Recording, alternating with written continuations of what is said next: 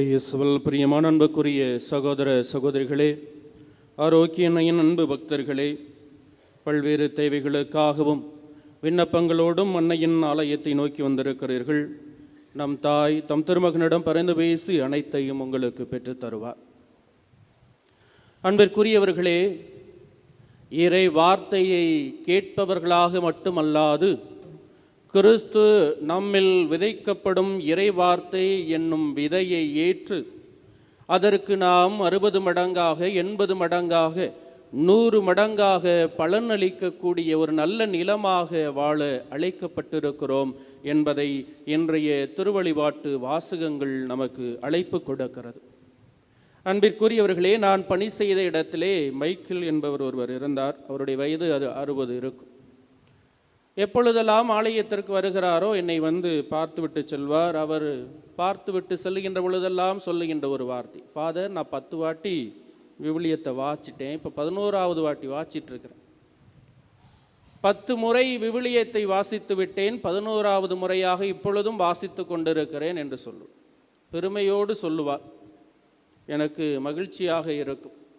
இவ்வாறு சொல்லி கொண்டிருந்த பொழுது ஒரு நாள் அவரிடம் கேட்டேன், ரொம்ப சந்தோஷம்ப்பா, நீங்கள் 10 முறை விவிலியத்தை வாசித்திருக்கிறீர்கள், உங்கள் பக்கத்து வீட்டோட எப்படி நல்ல உறவில் இருக்கீங்களா அப்படின்னு கேட்டால் அவர் சிரித்து கொண்டே சொன்னார், இல்லை ஃபாதர், எங்கள் வீட்டுக்கும் அவங்க வீட்டுக்கும் சண்டை, அதனால் நான் அவங்களோட பேசி 10 வருஷத்துக்கு மேலாச்சு அப்படின்னார்.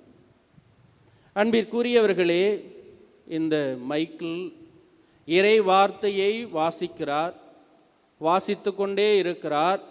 அதை வாழ்வாக்கினாரா என்றால் பெரிய கேள்விக்குறிதான். இறை வார்த்தையை நாமும் கேட்கின்றோம், கேட்டுக்கொண்டே இருக்கிறோம். ஆனால் அந்த இறை வார்த்தை என்னும் விதை என்னுள் விழுகின்ற பொழுது, நான் கேட்கின்ற பொழுது அதை ஏற்று, எப்படி ஒரு விதையானது அந்த நிலத்தில் விழுந்து அங்கு இருக்கக்கூடிய சக்திகளை எல்லாம் ஏற்று முளைத்து கனி தருகிறதோ, அதேபோல் இந்த இறை வார்த்தையை நான் ஏற்று இந்த நல்ல நிலமாகிய என்னுடைய உடலில், ஆன்மாவில் அந்த வார்த்தையை நான் எப்படி வளர்த்தெடுக்கிறேன், அதற்கு நான் எப்படி பலன் கொடுக்கிறேன், நான் நல்ல நிலமாக இருக்கிறேனா இல்லையா என்பதை சிந்திக்க நாம் அழைக்கப்பட்டிருக்கிறோம். இன்றைய முதல் வாசகத்திலே நாம் வாசிக்க கேட்டோம், இஸ்ரேல் மக்கள் பாலை நிலத்திலே தங்களுடைய பயணத்தை மேற்கொள்கின்ற பொழுது, நாங்கள் பார்வோனின் அடிமைத்தனத்திலே 3 வேளை உணவு உண்டு அங்கே உயிர் பிழைத்திருப்போம், இந்த கடவுள் எங்களை அழைத்து வந்தார், அவரை நம்பி நாங்கள் இந்த வாக்களிக்கப்பட்ட நல்ல பாலும் தேனும் ஓடக்கூடிய நிலத்தை நோக்கி நாங்கள் பயணித்து கொண்டிருக்கிறோம் என்ற நம்பிக்கையோடு வந்தோம். ஆனால் இங்கே நீங்கள் எனக்கு உணவு கொடுக்காமல் நாங்கள் அனைவரும் இங்கே சாக வேண்டும் என்பதுதான் உங்களுடைய ஆசையா என்று ஆண்டவரின் வார்த்தைகளுக்கு எதிராக அவர்கள் முணுமுணுக்கிறார்கள். இறைவன் என்றும் இரக்கமுடையவர், நல்ல நிலங்களாக நம்மை வாழ வளர அழைப்பு கொடுப்பவர். அவர்களின் நிலையை கண்டு அங்கே அவர்களுக்கு மன்னாவை பொழிந்தார் என்பதை நாம் பார்க்கின்றோம். நல்ல நிலங்களாக வாழ வேண்டும் என்று தேர்ந்தெடுக்கப்பட்ட அந்த இஸ்ரேல் மக்கள் தங்களுடைய வாழ்க்கை நெறிமுறைகளில் பாவங்கள் செய்து பாலை நிலமாக வறண்ட நிலங்களாக வாழ்கின்ற பொழுதெல்லாம் அங்கே அவர்களுக்கு இறைவாக்கினர்களை அனுப்பினார் என்பதையும் நாம் தொடர்ந்து வாசிக்கின்றோம். எசேக்கியேல் இறைவாக்கினுடைய அழைப்பை அவருடைய அதிகாரம் 2 மற்றும் 3 நாம் வாசிக்கிறோம். எசேக்கியேலை இறைவன் அழைக்கிறார், நான் தேர்ந்து கொள்ளப்பட்ட இந்த இஸ்ரேல் மக்கள் கடின உள்ளத்தினராயிருக்கிறார்கள், நான் சொல்வதை கேட்பது இல்லை, அவர்கள் தங்களுக்கென்று தங்களுடைய வாழ்வை தேர்ந்து கொள்ளுகிறார்கள், பாவம் அவர்களை அடிமையாக்கிவிட்டது, நல்ல நிலங்களாக இருக்க வேண்டும் என்று எண்ணிய நான் எனக்கு இந்த இறை வார்த்தையை, என்னுடைய வார்த்தைகளை கேட்டு அதற்கு பலன் தரக்கூடிய வாழ்க்கை வாழ வேண்டும் என்று எனக்கு ஏமாற்றமே கிடைக்கிறது என்று எண்ணிய அந்த கடவுள் எசேக்கியேல் இறைவாக்கினரை அனுப்புகிறார். அவரை அனுப்புவதற்கு முன்பாக எசேக்கியேல் அந்த நூலிலே குறிக்கப்பட்டிருக்கும். அங்கே அவர்களுடைய கடின உள்ளமும் துன்பமும் கலக்கமும் அங்கே குறிக்கப்பட்டிருந்த அந்த சுருளேட்டை நீ விழுங்கு என்று சொல்லுவார். அவர் உண்கின்ற பொழுது அவை எனக்கு தேன்போல் இனித்தது என்று 3வது அதிகாரத்திலே அங்கே குறிக்கப்பட்டிருக்கு. எசேக்கியேல் இறைவாக்கினர் செல்கிறார், இறை வார்த்தையை அறிவிக்கிறார். நீங்கள் நல்ல நிலங்களாக வாழ வேண்டும் என்பது ஆண்டவரின் விருப்பம் என்பதை அங்கே எடுத்துரைக்கிறார். தொடர்ந்து நாம் நற்செய்தி வாசகங்களிலே வாசிக்கலாம். குறிப்பாக மத்தேயு நற்செய்தி அதிகாரம் 9 நாம் வாசிக்கலாம். மத்தேயுவின் அழைப்பு அங்கே கொடுக்கப்பட்டிருக்கும். சுங்கசாவடியிலே வரி வசூலிப்பவராக பாவம் என்னும் இருள் அவரை சூழ்ந்து கொண்டிருந்த பொழுது, வறண்ட நிலமாக அடுத்தவர் வாழ்வை அளிக்கக்கூடிய அந்த வரி வசூலிக்கும் நிலையில் இருந்த மத்தேயு இறை வார்த்தையை கேட்ட பிறகு, ஆண்டவரின் அழைத்தலை உணர்ந்த பிறகு, ஒன்றுமே இல்லாமல் இருந்த பலன் தர முடியாது என்று எண்ணிய அந்த நிலமானது நற்செய்தியை அறிவிக்கும் நல்ல திருத்தூதனாக, ஏன் இன்று நாம் வாசிக்கக்கூடிய நற்செய்தியை எழுதிய ஒரு அந்த நல்ல நிலமாக ஆண்டவரின் வார்த்தை அவர் உருமாற்றியது என்பதை நாம் பார்க்கின்றோம். அவருடைய நற்செய்தி இன்றளவும் நாம் வாசிக்கின்றோம், தியானிக்கின்றோம், வாழ்வாக முயற்சிகள் எடுத்துக்கொண்டிருக்கிறோம். அதேபோல் திருத்தூதர் பணிகள் அதிகாரம் 9 நாம் வாசிக்கலாம்.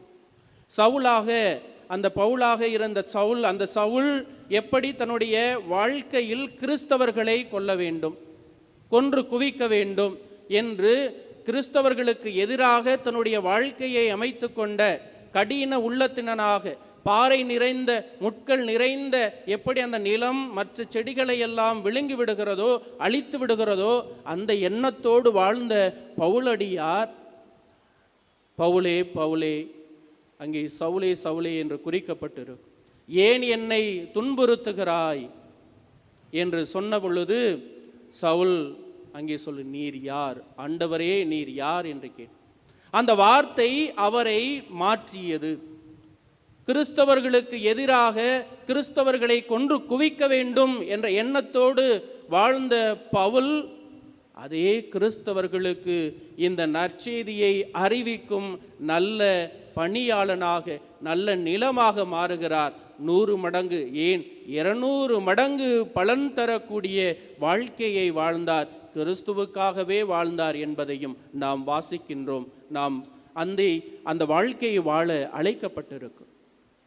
பார்த்துள்ள யோவான் நற்செய்தி அதிகாரம் 1 இறைவார்த்தை 14 நாம் வாசிக்கலாம்.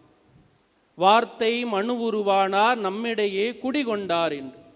லூக்கா நற்செய்தி அதிகாரம் 1 இறைவார்த்தை 35 நாம் வாசித்தமை என்றால், இந்த வார்த்தையாக இருந்த இறைமகன் இயேசு கிறிஸ்து அன்னை என்னும் நல்ல நிலத்தில் விழுந்த விதையாக அவர் கருவில் வளர்ந்து அன்னை மரியாள் 100 மடங்கு பலன் தரும் ஒரு உயிரை நமக்காக ஈன்றெடுக்கிறார்.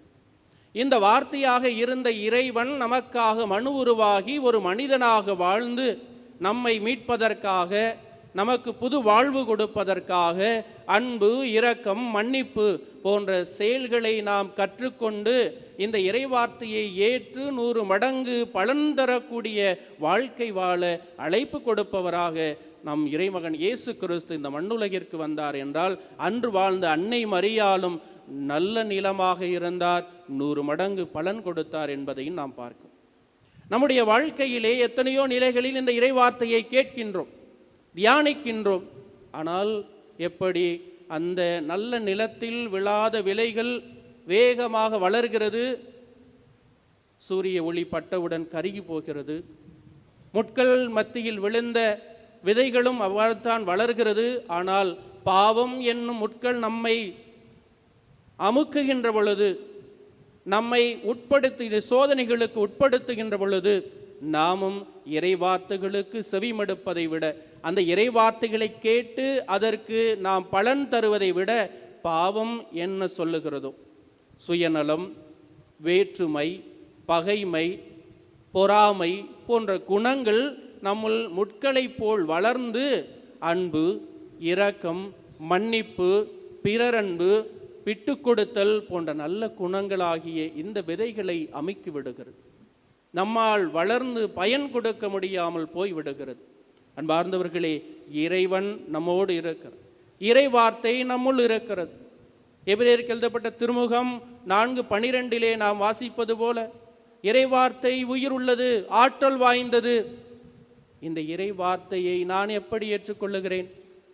ஒரு மனிதர் ஒரு வார்த்தையை கூறிவிட்டார் என்றால், ஐயோ இவர் இந்த வார்த்தையை இப்படி சொல்லிவிட்டாரே, எப்படி அவர் அதை சொல்லலாம், அவர் 2 அடி அடிச்சுட்டு போயிருந்தா கூட எனக்கு சந்தோஷமா இருந்தது, ஆனால் அவர் சொன்ன வார்த்தைகள் இன்றளவும் என்னை வருத்தி கொண்டிருக்கிறது, அந்த காயம் ஆறாத ஒரு வடுவாக மாறிவிட்டது என்று சொல்லி மனிதர்கள் பேசக்கூடிய வார்த்தைக்கே நாம் அவ்வளவு முக்கியத்துவம் கொடுக்கிறோமே என்றால், இறைவன் கொடுத்த இந்த வார்த்தைகளுக்கு நாம் எந்த அளவிற்கு முக்கியத்துவம் கொடுக்கிறோம், அதை ஏற்று எந்த அளவிற்கு நாம் பலன் தரக்கூடிய நல்ல நிலமான வாழ்க்கையை வாழ்ந்து கொண்டிருக்கிறோம் என்பதை நாம் சிந்தித்து பார்க்க வேண்டும்.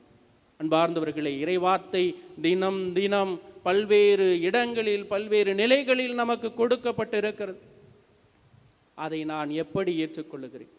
எல்லா சூழ்நிலைகளிலும் அந்த இறைவார்த்தை நான் எப்படி வாழ்வாக்க முயற்சி எடுக்கிறேன்? இறை வார்த்தையை வெறுமனே கேட்பவனாக மட்டும் வாழ்ந்துவிட்டு இந்த உலகிலிருந்து சென்று விடுகிறேனா, அல்லது இந்த இறை வார்த்தைக்கு ஏற்று அதன்படி என்னுடைய வாழ்க்கையை நான் அமைத்து மற்றவர்களுக்கும் இந்த இறை வார்த்தையை அறிவிக்கக்கூடிய நல்ல வாழ்க்கையை வாழ்கிறேனா என்பதைத்தான் நாம் பார்க்க வேண்டும்.